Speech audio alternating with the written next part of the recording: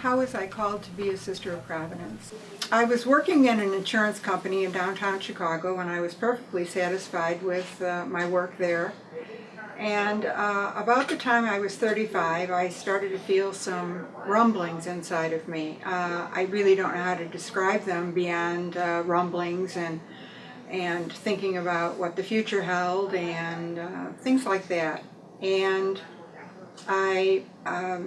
I was talking to Sister Marilyn Kofler. She is the person who introduced me to the Sisters of Providence. And I'd been away from the church for 15 years, and I had come back, and after about a year I started talking to Marilyn with some regularity. We'd talk maybe once a month or once every 2 months. And we'd have long conversations, and I'd ask her questions about spirituality or her ministry or I guess I was telling her my story without knowing I was telling her my story.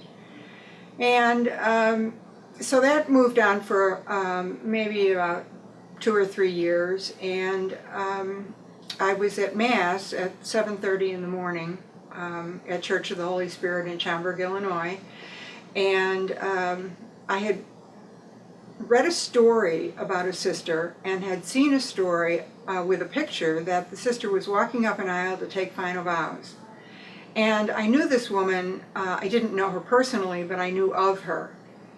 And I thought it was very interesting. She was my age, and she was divorced. I'm divorced. And so I thought we had similar stories, and I just thought it was very interesting. And that morning at the liturgy, I don't know why or how, but something came into my head, an image that showed me walking down an aisle to take final vows. And I laughed out loud right there in the quiet Mass, because there's very few people attending, and I just laughed out loud. I thought this was the funniest thing I'd ever heard. And then that followed with, what on earth is this about? So that kind of went on for a while.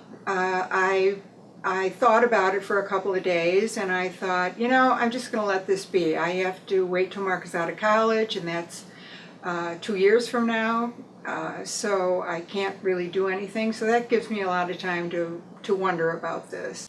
So I went to see Marilyn some days afterwards, and I just said to her, I think I'm called to be a member of a religious congregation. And her words to me were, well, it's about time.